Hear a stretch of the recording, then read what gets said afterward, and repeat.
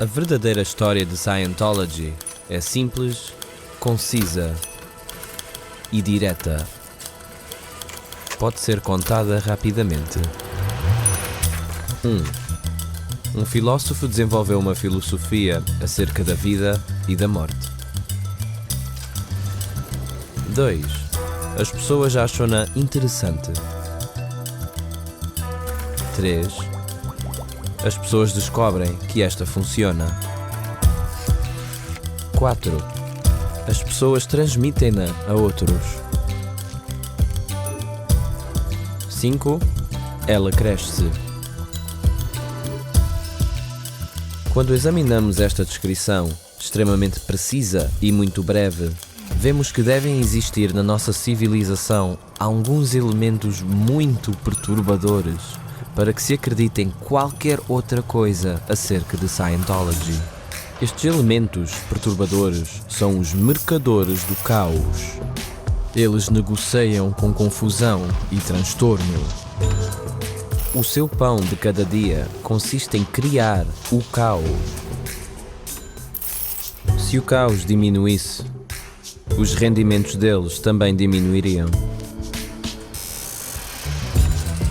O político, o repórter, o médico, o fabricante de drogas, o militarista e o fabricante de armas, o polícia e o agente funerário, para nomear os líderes da lista, só engordam à custa do ambiente perigoso. Até mesmo indivíduos e membros da família podem ser mercadores do caos. É do seu próprio interesse fazer o ambiente parecer tão ameaçador quanto possível, pois só assim é que eles podem lucrar. Os seus rendimentos, força e poder aumentam na razão direta da quantidade de ameaça que consigam injetar no ambiente das pessoas. Com essa ameaça, eles podem extorquir receitas, verbas, maiores edições e recompensas sem qualquer contestação. Estes são os mercadores do caos. Se não os gerassem, comprassem e vendessem, eles seriam pobres, supõem eles. Por exemplo, nós hoje falamos vagamente da boa imprensa. Será que existe tal coisa hoje em dia? Olhe para um jornal. Há alguma coisa boa na primeira página? Antes, pelo contrário, há assassínio e morte súbita, desacordo e catástrofe. E mesmo isso, mal como é relatado de uma maneira sensacionalista para que pareça ainda pior. Isto é o fabrico, a sangue frio, de um ambiente perigoso. As pessoas não precisam destas notícias e, se precisassem, seria dos factos, não do transtorno. Mas se bater numa pessoa com força suficiente, ela pode ser forçada a dar-lhe dinheiro. Essa é a fórmula básica da extorsão. É assim que os jornais são vendidos. O impacto faz com que os jornais persistam. Um jornal tem de ter caos e confusão. Uma notícia tem de ter conflito, dizem eles. Sendo assim, a boa imprensa não existe. Existe apenas uma má imprensa acerca de tudo. É disparatado ansiar por uma boa imprensa numa sociedade onde reinam os mercadores do caos. Veja o que tem de ser feito à verdadeira história de Scientology para torná-la numa notícia segundo os padrões modernos da imprensa. O conflito tem de ser injetado onde não existe nenhum. Por conseguinte, a imprensa tem de inventar transtorno e conflito. Tomemos a primeira linha. Como é que se faz dela um conflito? 1. Um filósofo desenvolve uma filosofia acerca da vida e da morte. O mercador do caos tem de injetar aqui um de vários conflitos possíveis. Eles têm de afirmar que ele não é um filósofo. Eles nunca têm coragem suficiente para dizer que esta não é uma filosofia religiosa, mas podem e de facto continuam a afirmar isto interminavelmente, como o seu propósito os compele a fazer, num esforço para invalidar a identidade da pessoa que a desenvolveu. Na verdade, o indivíduo que desenvolveu esta filosofia estava muito bem fundamentado nos temas académicos e nas humanidades. Provavelmente mais bem fundamentado em filosofia formal do que os professores de filosofia das universidades.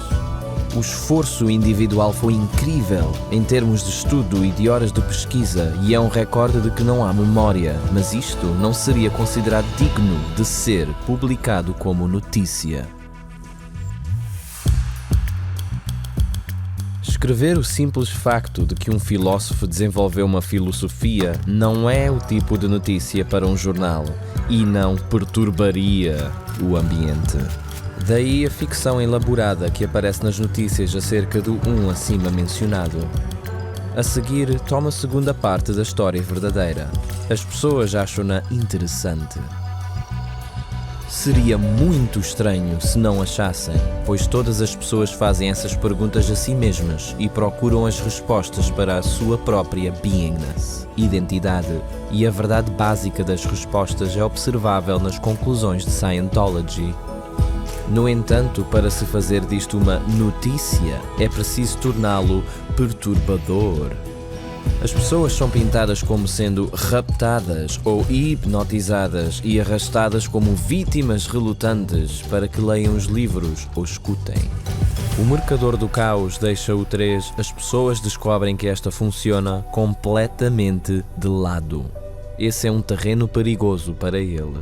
Nenhuma alusão à funcionalidade de Scientology será alguma vez feita pela imprensa. Embora, na mente da imprensa não existam dúvidas de que esta realmente funciona. É por isso que ela é perigosa. Scientology acalma o ambiente. Assim sendo, qualquer tempo despendido a tentar convencer a imprensa de que Scientology funciona é tempo gasto a transtornar um jornalista. No ponto 4, as pessoas transmitem-na a outros. A imprensa sente-se traída. Ninguém deveria acreditar em algo que não tenha lido nos jornais. Como se atrevem a deixar isto correr de boca em boca?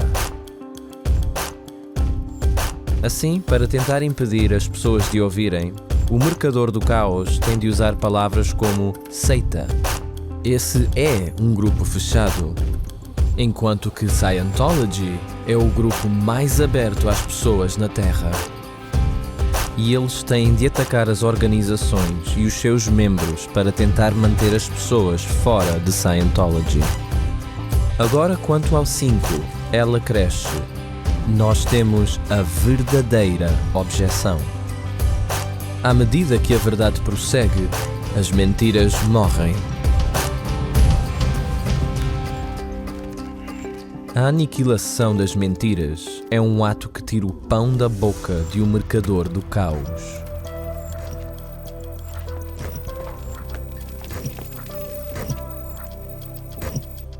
A menos que ele possa mentir desenfreadamente sobre quão mau tudo é, ele pensa que irá morrer à fome.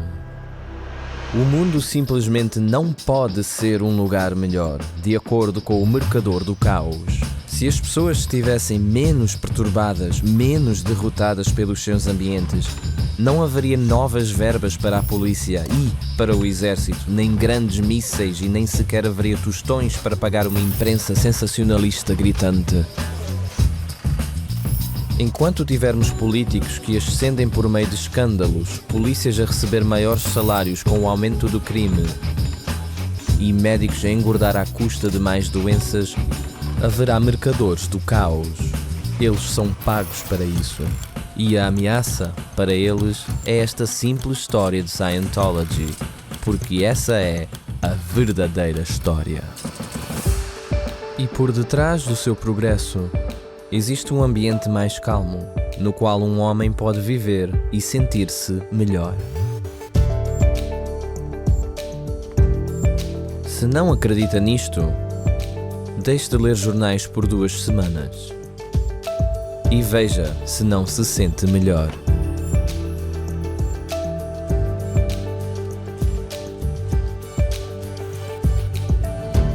Suponha que tinha todo este tipo de distúrbios resolvidos. O que dá pena é, naturalmente, que até mesmo o mercador do caos poderia usar a nossa ajuda. Não para engordar mais, mas apenas para que ele próprio viva como um ser. Assim, a verdadeira história de Scientology é uma história simples e demasiado verdadeira para ser posta de parte.